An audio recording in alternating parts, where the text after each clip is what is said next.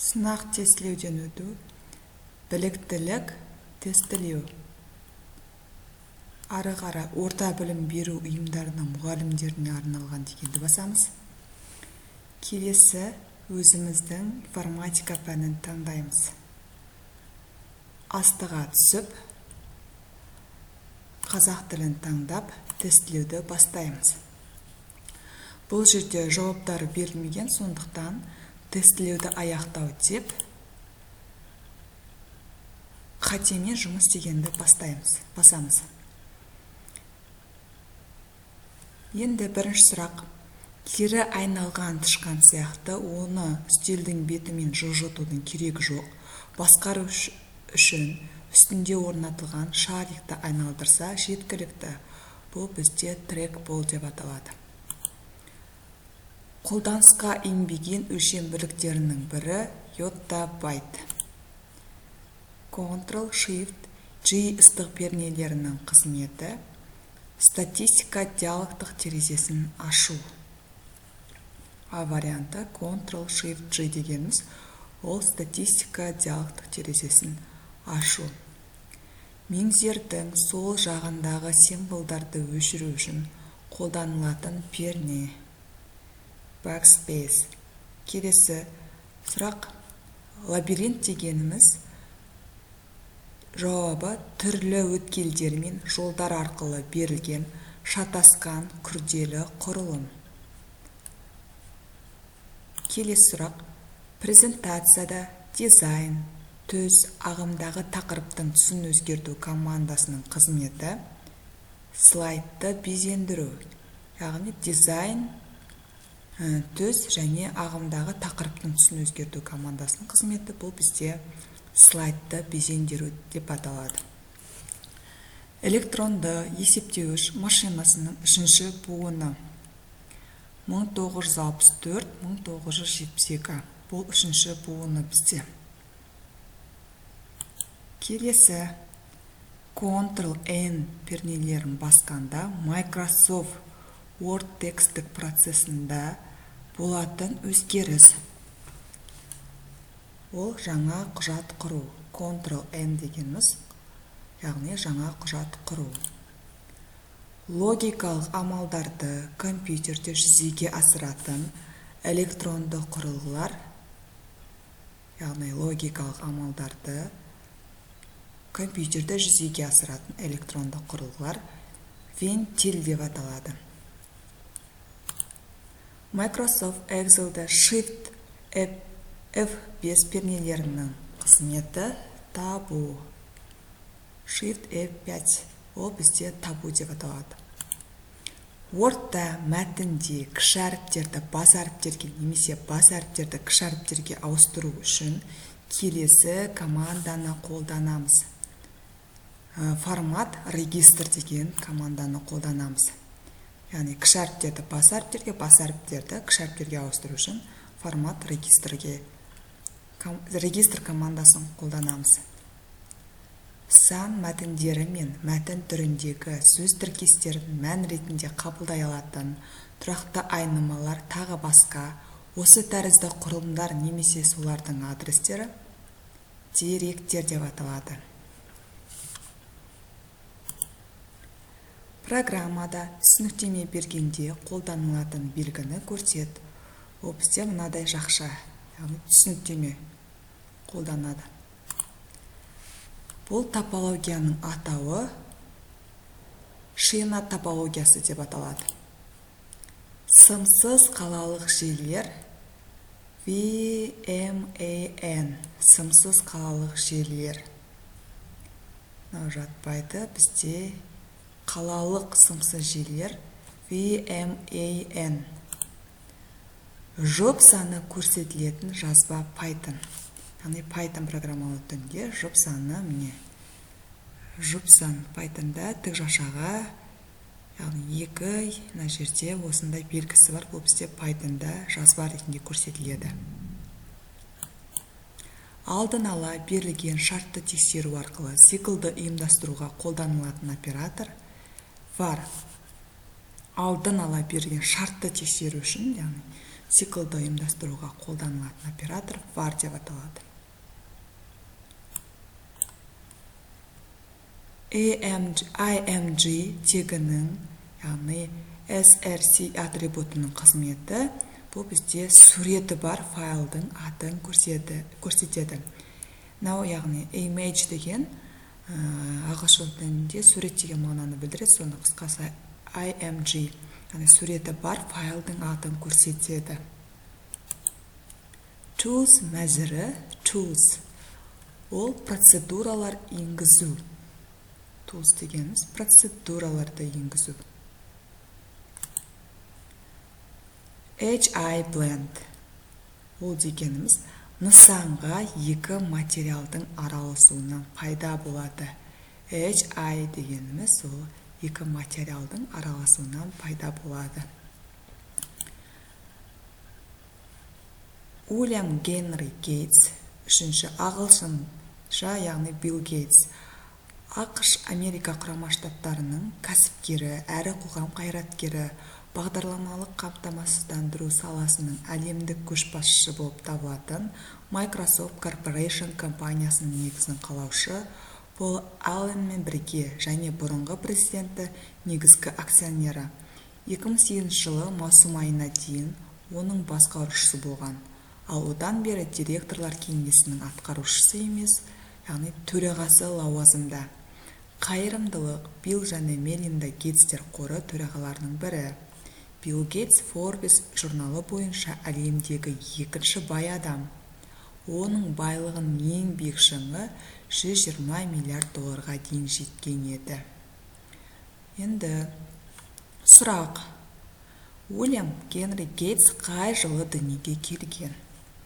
Ол 1955 жылы 28 қазанда. Уильям Генри Гейтс, яғни 55 жылы 1955 жылы 28 қазанда дүниеге келген. Microsoft DOS операциялық жүйесі қай жылы IBM дербес компьютерімен бір мезгілде пайда болды, яғни 1981 жылы. Операциялық жүйе, яғни дербес компьютерімен 1981 жылы пайда болды. 1999 жылы Билл Гейтстің «Ойдың жылдамдығы мен бизнес» атты кітабы әлемде қанша тілде жарық көрді. Яғни ойдың жылдамдығы мен бизнес деген ол неше тілде, яғни 25 тілде жарық көрген екен. Билл Гейтс крестики нольге ойынның алғашқы программасын қанша жасында жазды? 13 жасында жазыпты. Билл Гейтс крестики нольге ойынын бізде 13 жасында жазған. 1995 жылы Билл Гейтстің жазған кітабының авторы болашаққа жол. Жаңағы ойдың жылдамдығы деген 99 болса, бұл бізде болашаққа жол дегеніміз 1995 жылы жазған.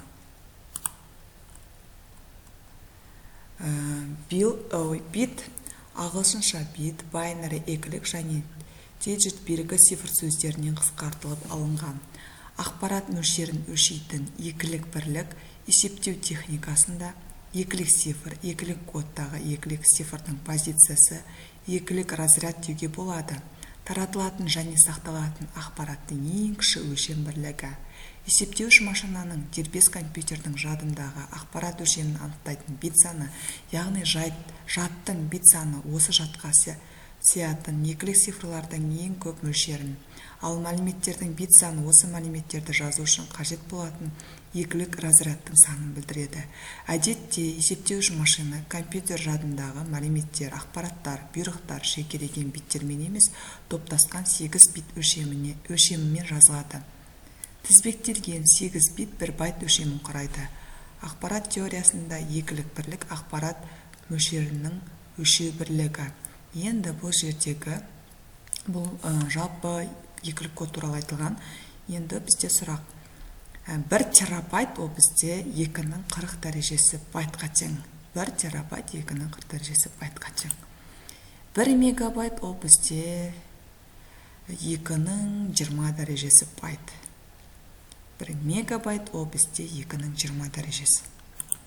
1 гигабайт ол 1024 мегабайт. 1 байт, оны біз білеміз, 8 битке тең. 1 килобайтымыз 1024 байтқа тең. Енді бізде келесі оқыту әдістемесі. Осы пән бойынша 30 сұрақ берілген. 20 сұрақ. Бірінші, оқушылардың ойлауын дамыту, олардың бұрынғы алған білімдері немесе сыныпта түрлі дерек көздерден, мұғалім, оқулықтар, құрбылары алған білімдерімен астастырыла жүзеге асады деген тұжырымға негізделген теория. Бұл бізде оқытудың сындарлы теориясы. Оқушылардың ойлауын дамыту және бұрынғы алған білімдерімен сыныпта түрлі, яғни дерек көздерді жүзеге асырады деген теория ол бізде оқытудың сындарлы теориясы деп аталады. Идеялары сын тұрғысынан ойлау технологиясының негізінде құралған зерттеуші Дьюи деп аталады екен. Ол бізде ғалым. Идеялары сын тұрғысынан ойлау Дьюи деп аталады. Тек қана сөзбен әсер ету арқылы жүзеге асырылатын оқыту, нұсқау беру, түсіндіру және мінез-құлық үлгілерін сөзбен білдіру және тағы сол сияқты ол бізде вербальдық оқыту деп аталады.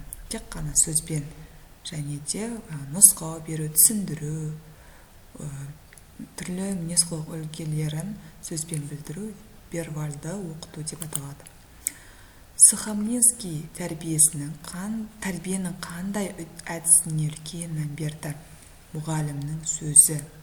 Сухомлинский ол тәрбиені мұғалім сөзі деген үлкен мән берген осы әдіске.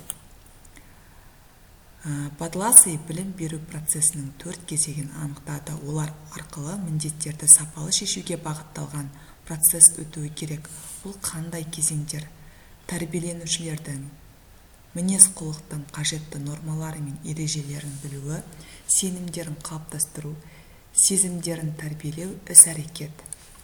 Осы кезеңдерді подласый, яғни білім беру процесі 4 кезеңі: тәрбиеленушілердің мінез-құлықтың қажетті нормалары, ережелерін білу, сенімдерін қалыптастыру, сезімдерін тәрбиелеу, іс-әрекет.